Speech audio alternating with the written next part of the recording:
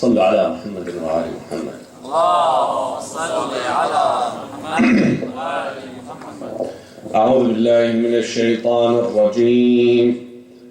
بسم الله الرحمن الرحيم والحمد لله رب العالمين.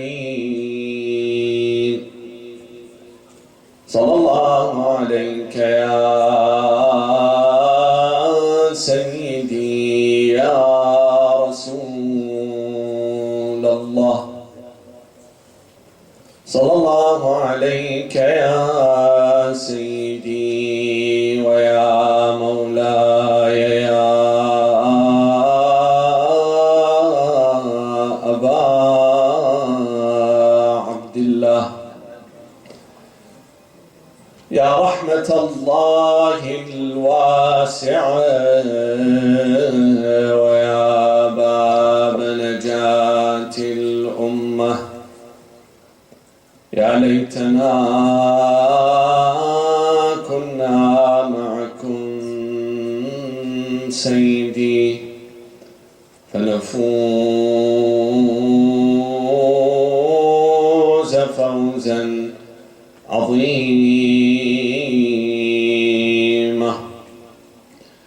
بسم الله الرحمن الرحيم. قل إنما أعظكم بواحدة أن تقوموا لله مثنى وفرادا ثم تتفكروا ما بصاحبكم من جنة إن هو إلا نذير لكم بين عذاب شديد.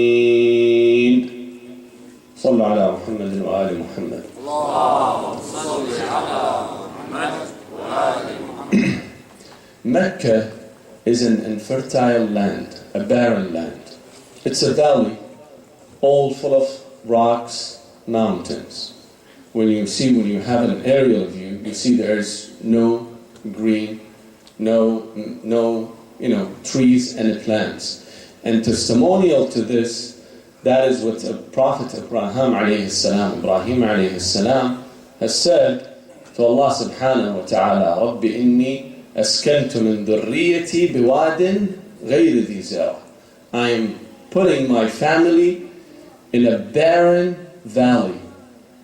Now, this barren nature, this harsh nature of land has been reflected upon the moods and brains of people, has given them stubbornness, being very hot-headed.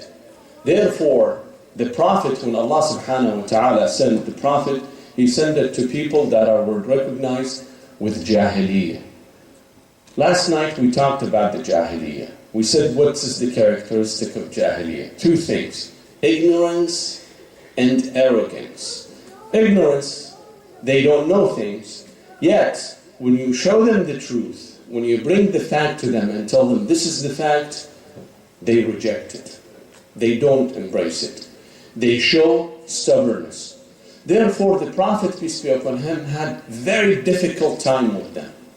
For over 13 years, the Prophet has propagated only for one theme. Only one theme. And that is, قُولُوا لَا إِلَهَ إِلَّا اللَّهِ تُفْلِحُ. Only the unity and his message.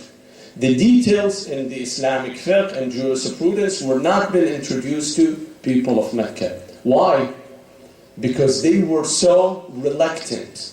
They showed severe resistance. Despite the fact that their elders, their leaders, those who have the government in their hands, they knew very well who was the Prophet. They know that his message is authentic. He was telling the truth. He was a trustworthy person. He's not someone who comes to deceive people or to lie to them. Rather, he was giving them the truth. There's a beautiful story. It says that some of those leaders like Abu Sufyan and Abu Jahl and another one called Al-Akhnas ibn Sharik. Those were the elders of the society. What would they do? Usually, they will go in the middle of night. Where? Toward the home of the Prophet, peace be upon him. The prophets used to recite the Holy Quran during the night, from the middle of night until dawn. And of course, the window is open, and he recited with his serene, beautiful voice. Now, those pagans and those the leaders of the society, they will sneak through in the middle of darkness. No one would see them. They would come just to listen to this beautiful voice of the Prophet, listening to Quran. Now, once, dawn comes and the weather becomes bright, they run away. As they go back, they meet each other. Each one of them is coming separately, without the notice of the other one. So they meet in the middle of road, and each one asked the other one, "Where were you?" Eventually, they knew where each one was, because they were, hiding from each other, yet they were listening to the Prophet. Every time, they would promise themselves, promise each other not to come back. They are the elders. They ask people not to follow Muhammad, not to believe in him. Now they come and listen to the recitation of Quran. Isn't that shameful?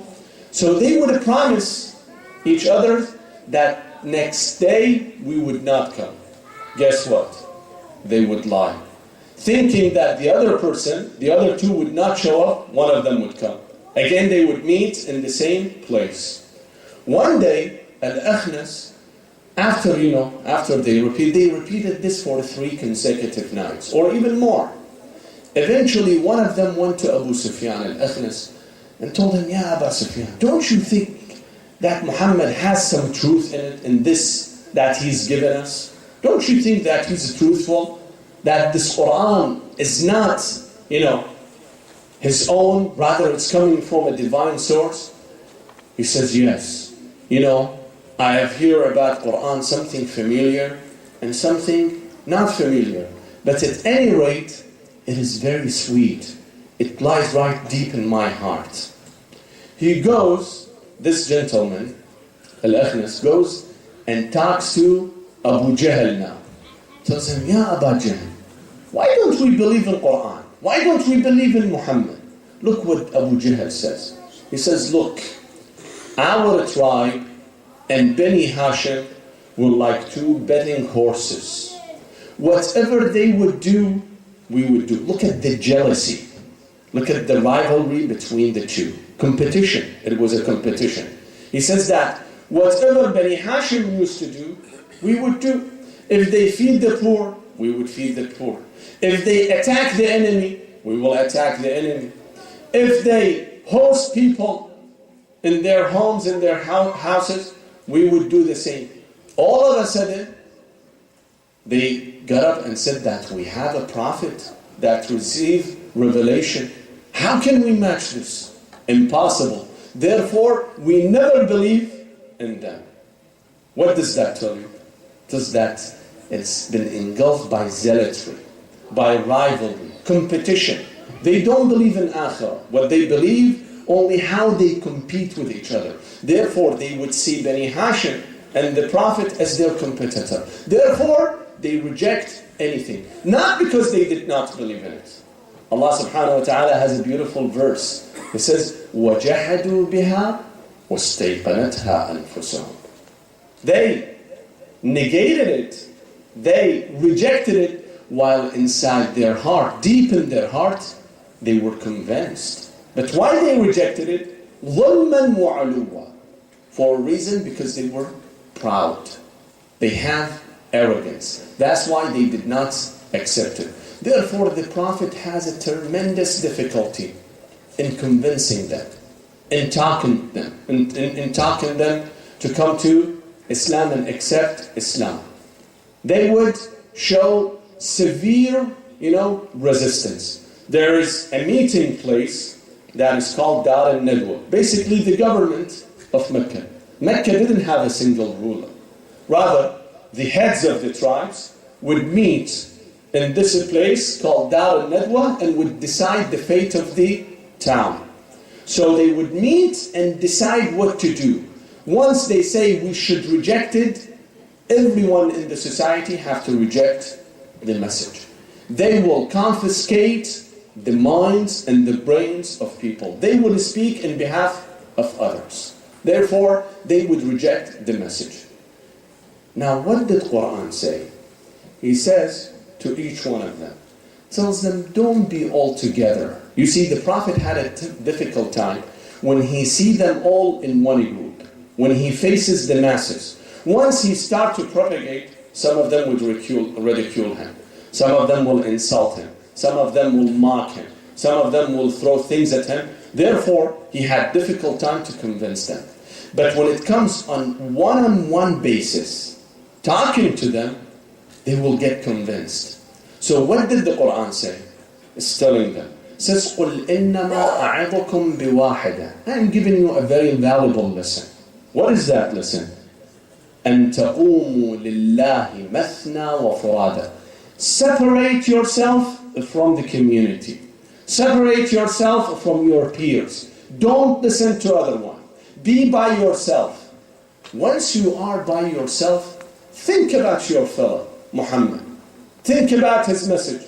At that time you recognize that he is not a sorcerer. You know, they have given him names. They would call him first that he is afflicted with insanity. Sometimes they tell him that you are a poet. Sometimes they tell him that you are a sorcerer, a magician, insane, possessed by spirit and by devil, and all kind of, a propaganda, and they knew for sure that he's not, but they use this propaganda to tarnish his image, to discredit him. So Quran comes to use this psychology, telling them, look, be by yourself, or at least with one of your friends, and then think carefully. When you think carefully, you will recognize that your fellow is not a crazy man. He has a divine message to deliver it to you. Rid yourself from this notion that we call it collective mind or collective conscious. What is collective mind? A few people in a bigger group, they think in behalf of the group and come up with a decision, a wholesome decision. Therefore, they confiscate the decision of others in their own behalf. You see the point here?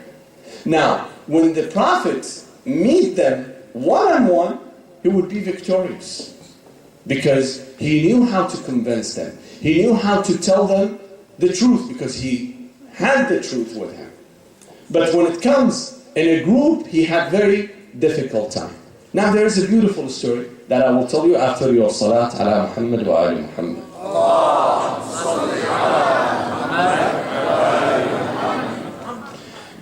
The pagans of Mecca, those leaders like Abu Sufyan and Abu Jahl, to make themselves credible, what did they do? They went and found someone who cured the illness of possessiveness, something that is called exorcism. You know exorcism? If someone has been, possessed with evil spirits or things like that, they bring someone to heal him, to get this evil spirit from him. So they went to Ta'if all the way, away from Mecca. They found this guy and they brought him. Told him, look, we have a very nice, decent, charming guy, a youth.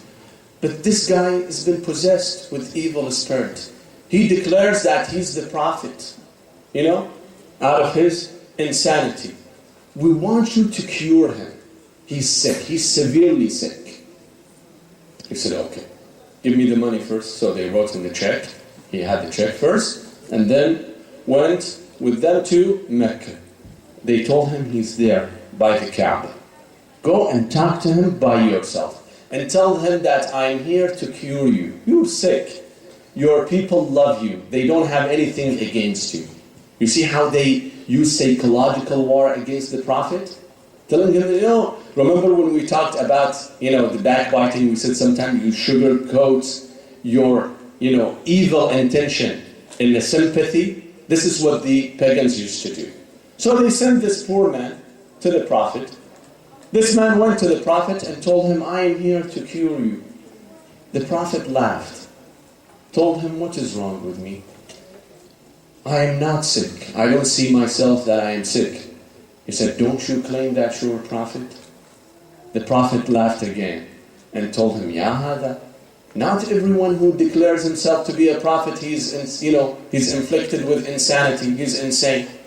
You have to ask for the proof. Before you sit with me and talk to me, how did you recognize? Don't you need to diagnose me first? Once you do the diagnosis and find out that I'm really sick, at that time, offer your treatment. But don't you need to check first? He said, yeah, that's right. Well, what is your proof that you're a prophet of God? The Prophet started reciting, the Holy Quran. When the Prophet gave him those beautiful, eloquent verses of Quran, touched him deeply. He asked him to recite more and more. The meeting that was supposed to take for 20 minutes, 30 minutes, took 3-4 hours. This man, his entire existence was listening to the verses of Quran. At that time, when the Prophet finished, he said, أشهد أن لا إله إلا الله وأنك رسول الله. صلوا على محمد وآله. He stepped outside. Those leaders came to him and told him, how is it? Tell us. He said, أشهد أنكم المجانين وأنه الصادق الأمين. Do you know who's possessed? You are the ones who are possessed. And he's the true prophet of Islam. You see how the Prophet gained him? Why? Because he was alone. Once he was alone, by himself, the Prophet convinced him. So the problem that we are talking about tonight, brothers and sisters, is the social problem that is called collective mind or collective conscious. What is collective conscious? There is a definition. They tell you it is referred to shared beliefs and moral attitudes that operate to unify, to be a unifying force within a society. Meaning it unifies the entire society through what? Through shared beliefs and ideas. You see, the entire society believe in couple themes without really critically thinking about them, without analyzing them. Why is it so? Sometimes due to social or religious background, the society is homogeneous and it is closed-minded, as well as it has very charismatic and dominant leadership, yet very biased and impartial. At that time, you see certain themes appear without the people themselves correctly analyzing them, thinking about them. But it becomes the theme of the society. All society will grab that idea. But when you go to each member of the society, tell him, why do you believe in this? Honestly, he does not have an answer. He tells you, I don't know. I saw my friends. I saw my brother. I saw my elders. Therefore, they must be right. You see, that was the logic of the Jahiliyyah. When you go to those ignorance, you tell them, why do you worship the idols? What was their answer? They says, the ayah says, إِنَّا آبَاءَنَا عَلَىٰ أُمَّةٍ وَإِنَّا عَلَىٰ آثَارِهِمْ مُقْتَدُونَ or مُهْتَدُونَ. He says that إِنَّا وَجَدْنَا آبَاءَنَا عَلَىٰ أُمَّةٍ وَإِنَّا عَلَىٰ آثَارِهِمْ مُهْتَدُونَ. They say that we saw our parents, and our parents cannot be wrong. They must be right. Therefore, we are following them. But critically, they don't analyze, their ideas, their themes that they really, hold on to. So what is the problem with this collective mind? Number one, there is no critical analysis. They just embrace the idea without really thinking truly about the wisdom or the effect or the result of that idea. The second thing, أحسن. صلوا على محمد وآل محمد.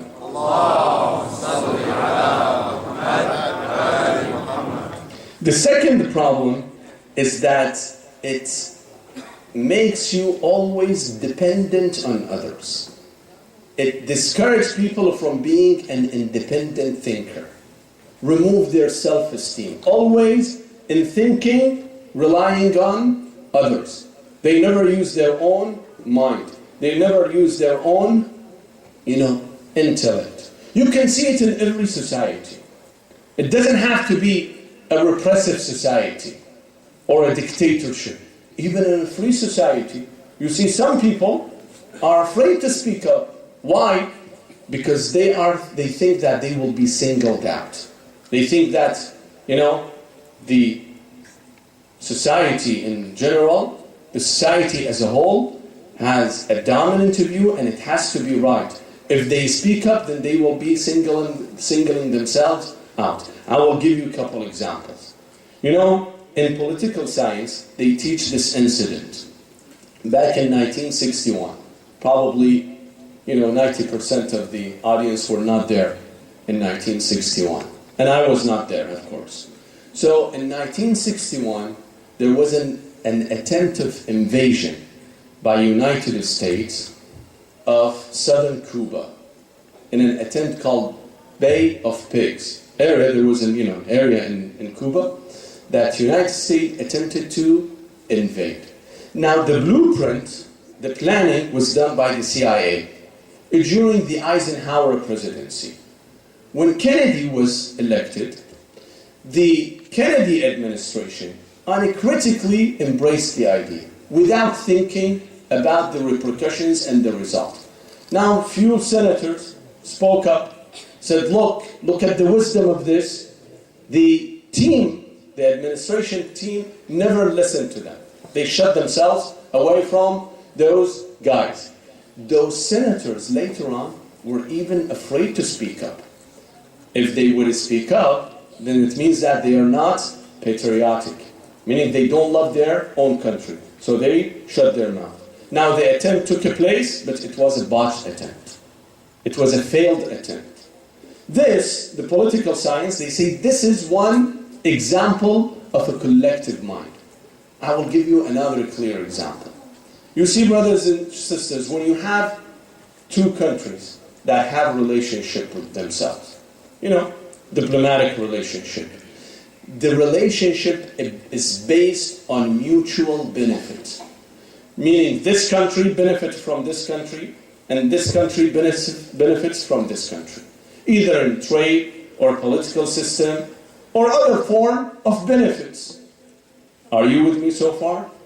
Let's look at the relationship between U.S. and Israel. What is the benefit that U.S. reaps from Israel? What does it do? Does it have a massive production of something that Americans use here? Does it invent something that we rely on to use? Yes, we rely on the oil in the Persian Gulf countries. We buy the oil from them. We rely on that. We rely on cheap labor for example, from South America or East Asia. But what kind of good that Israel provides us? Yet, why do you see such a staunch support of US with Israel? Unequivocal support to them. At any case, they support them. For what reason? Do you know what reason? It is due to collective mind. If few people have decided, now anyone speaks up, is afraid to say. Although the US is a very free country, a democratic country. You can speak your mind freely. It is not an oppressive regime. But why people don't like to speak up? Because they will be singled out. They will be called anti-Semitic. The propaganda is strong against them. Therefore, everybody goes with the flow. But when you grab one member, every member, and talk to them, they tell you, we don't know. It's not a good idea. They're not doing a good thing. But in a wholesome, everybody goes with the flow. This is called a bad example of collective mind. Now, how does Islam feel or think about collective minds?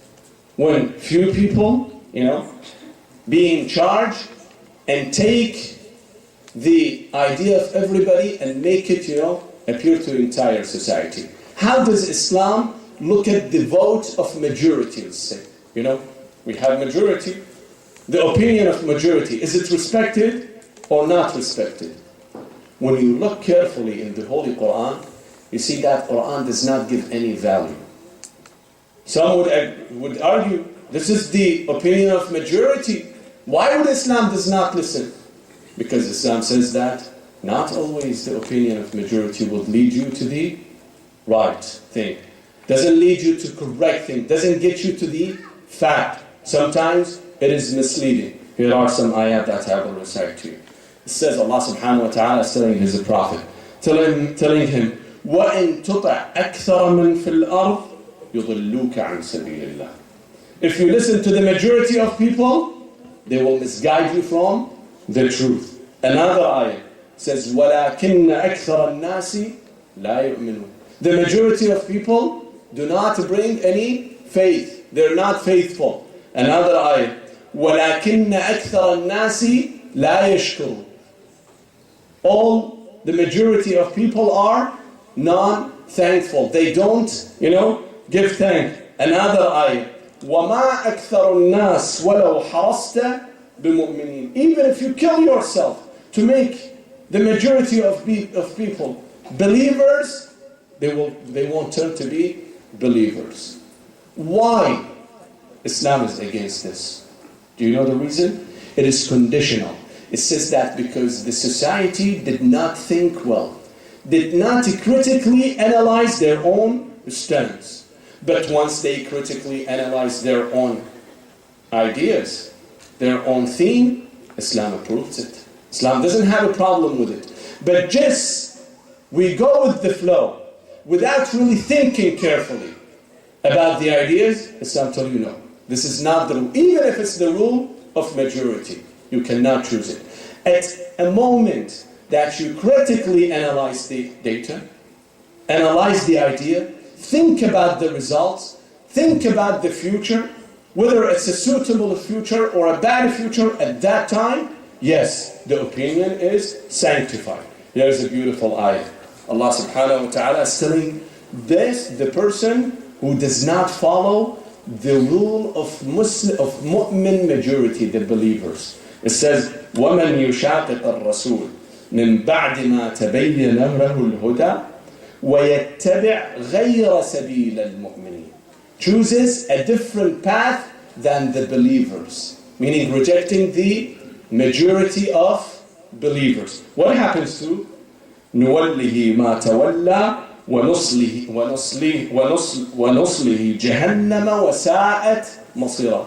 It will end up in the hellfire. Someone who what? Who doesn't follow the majority opinion of the believers. Why?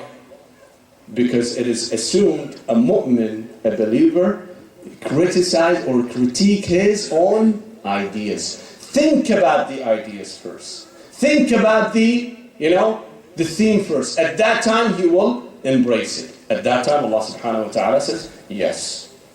But without really thinking, only it is written in the newspapers or people are talking about it or some guy has said this, it tells you no. This is a wrong notion. There is another beautiful ayah. Allah subhanahu wa ta'ala says, فَبَشِّرْ عِبَادِ الَّذِينَ يَسْتَمِعُونَ الْقَوْلِ فَيَتَّبِعُونَ أَحْسَنَ.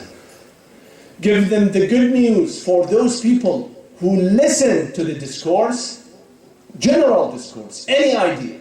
First, they listen to the discourse, فَيَتَّبِعُونَ أَحْسَنَ. Then they choose the best. At that time, Islam tells you yes. This is a good thing. This is a wonderful thing. But just to be accustomed, a tradition in society, Islam does not approve it, does not accept it, unless it has a value, unless it has a good result. I will give you an example. After your salawat, sallu ala Muhammadin wa ala Muhammad.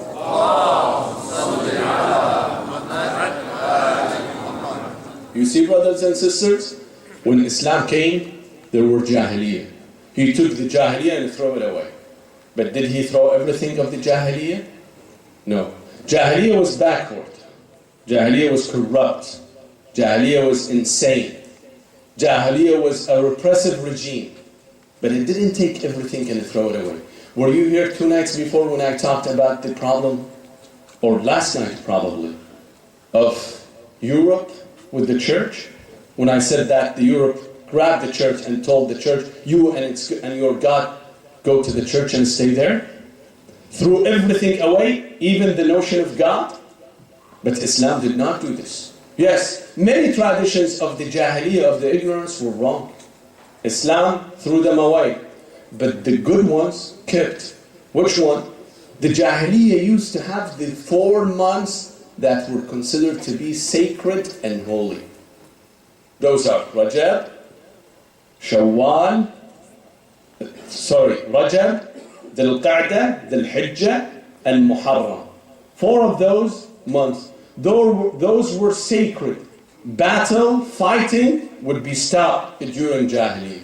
Islam came to give it a seal of approval. Why? Because it's logical.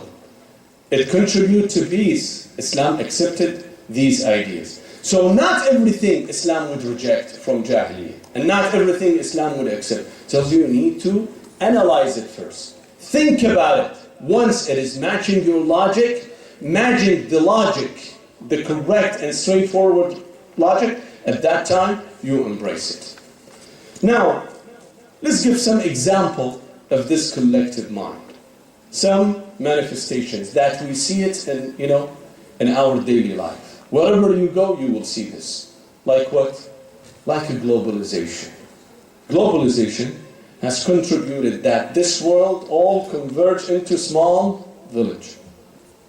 A small information you now input in a computer, it can be seen in all continents. This is called a globalization. The barriers, the walls that used to be between nations and countries, all are falling, apart, are getting destroyed. The countries are getting converged to be a global village. What is the good thing about this? What is the bad thing about this? You see, brothers and sisters, the good thing about this, you say, okay, I have a good thing in my culture. I have a very noble thing in my culture. It's a local thing. I can make it a global. Then this thing will be shared by millions of people. At the same thing, when you have a bad idea, a terrible idea that is local, also you can make it a global. So this is a double-edged sword. It can cut from either side. Commodities, goods that are considered to be local to certain area can be all of a sudden become a global. McDonald's, for example, have 33,000 branches, worldwide. Starbucks coffee has 20,000 branches worldwide. This is due to what? Due to globalization. Now, the instrument of this globalization, the tool, the arm of this globalization, was the information technology.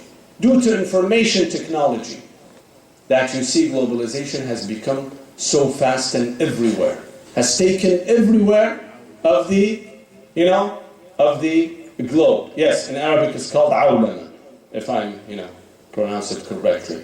So, the information technology has contributed to this globalization. Nowadays, a single event can be watched by more than 4 billion people. When you have a match, soccer match, for the World Cup, when is it coming, inshallah? So people will be busy watching this. So, a single event, more than 4 billion, 4.5 billion, in all continents of the globe will watch this event. Due to what? Due to globalization. Now this information technology, which as you can see, either it's a blessing or a curse. It could work either way.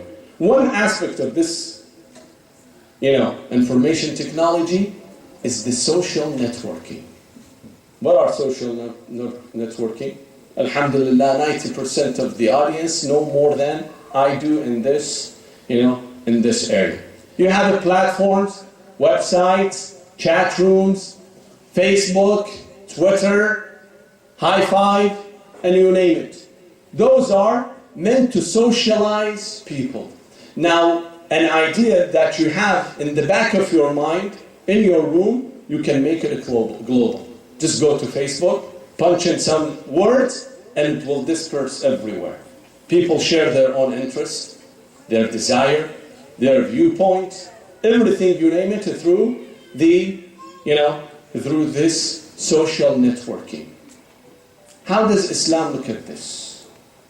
Does Islam has a viewpoint of this?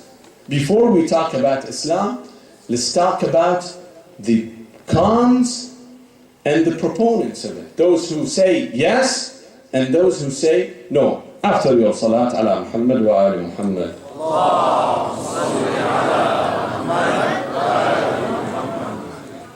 The proponents tell you nowadays you can find friends everywhere. You can find your old friends. You can, do self-promotion. You can talk about yourself, say I'm a good speaker, I'm a good doctor, I'm a good lawyer, and send it through this social networking and everybody will know about you. Sometimes you can use study group. Students in a college, in a university, they can post their homeworks, their cheat works, their reports, their assignments, their tests on the blogs, on the Facebook, and they share it. So those are all the good advantages of it. You can make announcements. Any announcement you have, you can make it through the Facebook. And let's remember, what happened in Egypt and Tunisia. After all, it was Facebook who brought the dictatorships and in those two countries. Has brought down 4 dictators, and inshallah will bring down some more in the near future. All due to what? Due to the power of this Facebook. By the way, by June of 2012, meaning this June, the number of account holders, active account holders, are 955 million, meaning 1 billion people, 1/6 or 1/7 of total population of the world are using Facebook. You see what kind of strong tool it is, strong machine it is, that disseminate knowledge, disseminate all kind of information to you. So those are the proponents. Those are the ones who tell you this is a good thing, this is a good idea, a noble idea that you need to utilize. What do the critics tell you? Number one, it is, kills your time. It wastes your time. It is addicting. It is too much addicting. Once you sit on the Facebook and talk to this a friend and that a friend and read this announcement and that announcement, all of a sudden you see that you have spent 4 or 5 hours. And alhamdulillah, the youth, they care about anything, they care about everything except time. Time to them is nothing. There's, brothers and sisters, there's a beautiful proverb in English. They say time is money. Seriously, time is money. Utilize this time. You are in your 20s, in your 30s. Use this time, this valuable thing that God has given you. Tomorrow, once you will have children, once you will go into work, and then you become father or mother, then at that time, that's it. You cannot do anything. Utilize this beautiful, gift that God has given you. Unfortunately, we don't care much about time. We try to kill time in any way possible. And number one time killer is the internet and Facebook. So the critics tell you, first of all, it is addicting. You use it, you intended to use it for your advantage, but you ended up to being addicted to the internet and to Facebook. Therefore, stop doing this. The others tell you it has health hazards. It is not only a time consuming. When you sit down by your computer or by your iPad and always, log in to your Facebook account, what do you do else? You are reducing the amount that you physically socialize with people. A human being by nature is a social animal, a social living thing. We can't live by ourselves. We have to be in society. It says civil, we are all by nature civil. Therefore, we reduce the amount that we socialize physically. I don't see my friend. Why? Because I'm chatting with him on the Facebook. And this will have strong repercussions. Researchers at university, I will tell you the reference. Researchers have found out that when you reduce the amount of your physical socialization with people, it causes this. Number one, it affects your nervous system, your mental performance, and upsets your immune response. Those have been found from 20 years, in a range of 20 years, researchers have looked at those people who used to socialize, physically socialize, and then later on, they relied on computers and social networking. They have found this kind of side effect. So it is health hazard. More importantly, brothers and sisters, in many cases, it degrades and it breaks up the family. The family breaks up.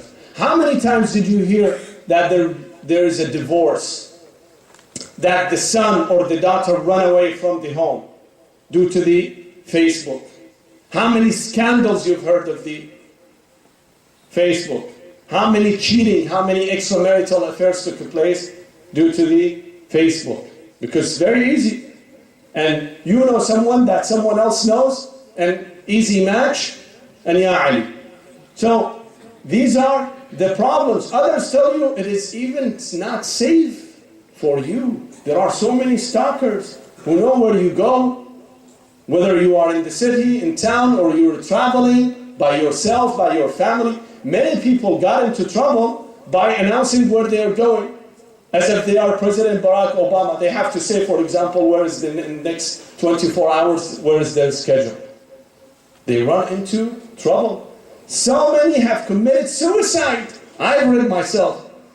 A teenage girl, maybe 13 or 12 years old. She committed suicide. Why? Because she was bullied by another one who posted some, degrading materials on the internet, calling her she was ugly. She couldn't handle the, reputation of being ugly. She committed suicide. Many of those you will hear, not one, not two. So those are the bad things. Now you come to Islam. What does Islam tell you? What does Islam tell you in general about globalization and about social networking? In the remaining few minutes that I have, inshallah, I will contribute to this. You see, brothers and sisters, Islam acknowledges this is a very powerful tool. Strong tool. It is like a genie in the bottle. Have you seen Aladdin? How many of you watch Aladdin? Be honest. All of you have watched Aladdin. You've seen the lamp in Aladdin and the genie that comes from Aladdin. Now this genie does everything. It depends in whose hand it falls. If it falls in the hand of Aladdin, then it does good things. But if it falls in the hand of evil Jafar, what happens? Then it does nasty things. The same thing with the internet. The same thing with the Facebook and with the globalization. This is a double-edged sword. It's like a knife. You need to know at what time you use it. At what time you utilize it. If you know how to use it, if you use it towards your own advantage, for your dunya and akhirah, for your religion, for your family, for your well-being, there is nothing better than this tool. But if you make you dependent, if you make you addicted, if we make us as a whole dependent on others, for everything happens, we have to do. If the new things that you put an earring in your left, this is my left? Yes. My left ears, then let's do it. If you wear a jeans that is, below your ankle, then it is suitable. And things like that. The hairstyle today is this way, tomorrow that way. Let's do it. This is a bad thing. when we become dependent. The problem with globalization, brothers and sisters, it crushes local cultures. Cultures cannot stand up by themselves. We lose our religious identity. We lose our social identity. Our society has many good things. Our religion has great things. But if this globalization, if this social networking causes that we lose them, no, this is a terrible thing. This is a bad thing.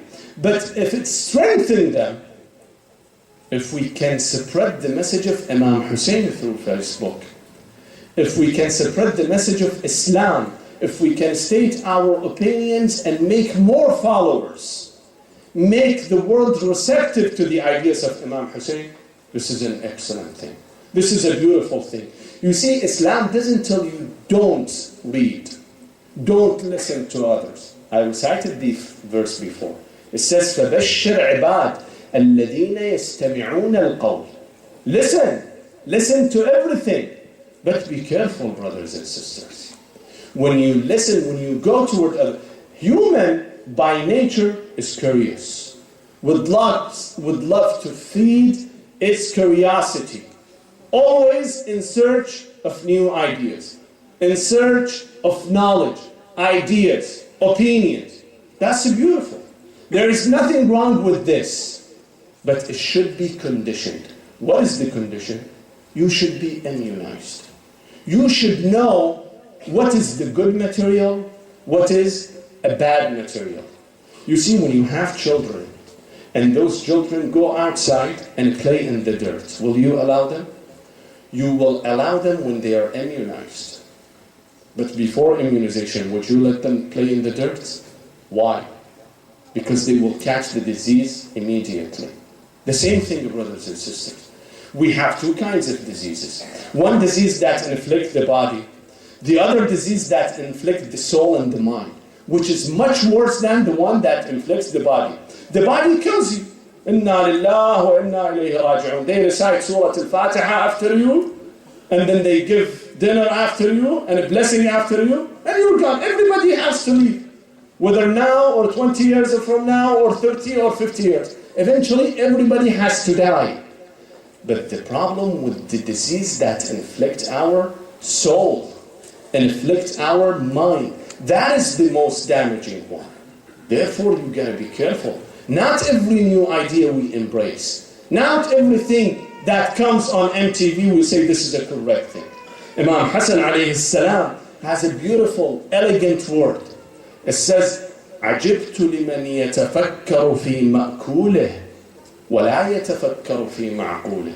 He says, I wonder about the guy who goes to the supermarket. He grabs the cans, he reads the ingredients, he reads the time of the expiration and production, he finds the calories, he knows every single thing. Why? Because he's filling his stomach. But when it comes to a new idea that he puts in his mind, he doesn't, think too much. He embraces it right away.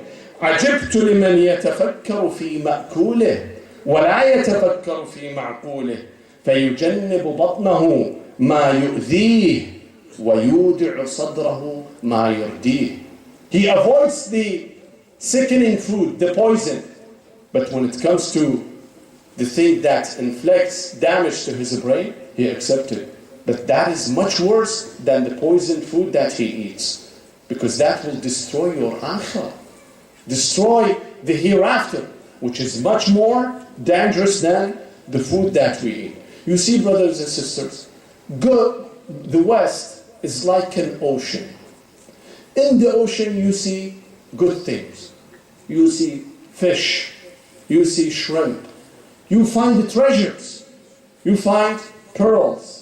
All of those good things you can find in the ocean. At the same time, there are dangerous things. There's shark.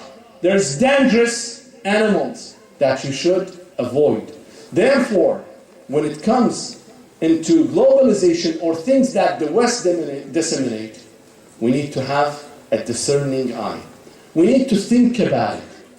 Does logic, does God accept this? Okay, ya Ali, tawakkal ala Allah. If not, you should reject it. Globalization is like a double-edged sword. But how would you combat this collective mind? How would you resist this collective mind? You see, brothers and sisters, it is not by oppression, not by repression. You cannot tell the people of a country, don't use Facebook. We disconnect Facebook from the internet. No, this is not a good idea. Why? Because they will find an alternative way to find it. A good way is by logic, by thinking, by a better advertisement. At that time, you can capture the minds of people. We are in a clash of civilization. We are in a war of words and ideas. How do you become triumphant? How do you gain the other? Not by sword, not by arm, rather by intellect, by mind, by logic. And that is what Imam Hussein alayhi salam did in the event of Ashura. You see, the Imam first confronted an army of 1,000 soldiers. They were under the leadership of Hurr ibn Yazid al-Riyahi. This man was an army general of Bani Umayyah. Yet, when he came with the other 1,000 soldiers to Imam Hussein, they were in the middle of desert. They ran out of water. When they got to Imam Hussein, what did Imam Hussein do? How does he gain them? You see, Imam Hussein was no intention to kill people or to suppress people. He wanted to gain the minds and the hearts of people. What did he do? He offered them all water. Now the command came to Hurr by Ibn Ziyad that kill Imam Hussein or arrest him. Hurr ibn Yazid thought of this. What should I do with Imam? Imam, if came for to fight or to be dominant or to take power, why did he give us water? Why he saved us from death? For him to kill us while we were all thirsty and tired would have been much easier. Why he offered this water? There must be that he came for a lively thing. He didn't come to kill us. And that was the tipping point when he changed his mind in the Battle of Ashura. He came slowly. First, when they met in the desert, Imam Hussein told him, allow me to go in an independent way, a different way. He said, I cannot leave you. I am always with you. Then they took the road until they got to Karbala. At that time, he called Ibn Ziyad, and Ibn Ziyad dispatched more people. Now, on the Battle of Ashura, he didn't think that Bani Umayyah will fight Imam Hussein. He thought that it was only a show. Eventually, things will settle down. But on the day of Ashura, he recognized that Bani Umayyah were bent to kill Imam Hussein. He came to Imam Hussein on the horse. When Imam asked him, who are you? He did not say his name. He said his mistake. He said, Ya ibn Rasulullah, remember the guy who prevented you from going your own way? I am that guy. I am the one who brought you to this land. I am the one who put you in a trap. I am the one who made you end up facing the enemy. Would you think that God would forgive me? Imam Hussein told him, In tubta tab Allahu alayk. Look, this is an army general. Imam Hussein, for every single person, would use the same logic. Another one was a slave of Abu Dhar. His name was Joan Mawla Abi Dhar. What would you expect of a slave? The slave has to eat and drink and then leaves. Imam Hussein went and told him, you followed us for a long time to benefit. Now it's time to leave. He said, how can I leave you, Ibn Rasulullah? And during the time of leisure, I used to eat and drink from your water and from your food. Now I abandon you and desert you? How possible? No, la wallah. لا أترككم حتى يمتزج هذا الدم الأسود مع دمائكم. My blood is dark. My face is dark. My smell is terrible. I don't have any lineage. I want to be killed with you. So Allah subhanahu wa ta'ala give me a good smell. Make me brighten. And that's what has happened. A third incident, brothers and sisters, a Christian was passing by the area. His name was Wahab. Wahab was a newlywed Christian. He was recently, gotten married. He, his wife, and his mother, they passed by the area. They overheard that the son of the Prophet of Islam is there and it trapped. He came to Imam Hussein. To make the story short, on the day of Ashura, his mother told him, you need to go and fight. I will not accept anything except you go and fight and kill yourself. His wife told him, grabbed him by his hand, told him, Ya Wahab, remember when we got married? We pledged that we never get separated from each other. When we die together. We live together and die together. How do you abandon me now? His mother told him, don't listen to her. Go and fight. He went and fought, killed 32 people. He came back, looked at his mom, told him, Umma hal raditi anni? Are you satisfied now? She said, La wallah, I would not be satisfied until I see you dead in the front of your master, Imam Hussein. He goes back, came to the battle. His wife grabs him and tells him, please Wahab, don't leave me alone. I am with you, don't leave me alone. But he leaves her. He goes to the battle. All of a sudden, he hears the call of his wife. She said, Ya Wahab, fida'ka abi, qatil dun al-tayyibin. Fight those aggressors. Kill them. He was surprised. Just a few minutes ago, you were telling me not to fight. Now you're asking me to fight. She said, Ya Wahab, la talumni. Inna wa'iyat al-Husayn qatta'at niyata qalbi. The call of Imam Hussein has broken the cords of my heart. What did you hear from Imam Hussein? She said that I saw him standing on the tent and says, ألا هل من ناصر ينصرنا وقلة ناصراه ألا هل من معين يعيننا لا حول ولا قوة إلا بالله العلي العظيم إنا لله وإنا إليه راجعون. السلام عليك يا أبا عبد الله وعلى الأرواح التي حلت بفنائك وأناخت برحلك. عليكم مني جميعا سلام الله أبدا ما بقيت وبقي الليل والنهار ولا جعله الله آخر العهد مني لزيارتكم. السلام على الحسين وعلى علي بن الحسين وعلى أولاد الحسين وعلى أصحاب الحسين ورحمة الله وبركاته. والسلام عليكم ورحمة الله وبركاته.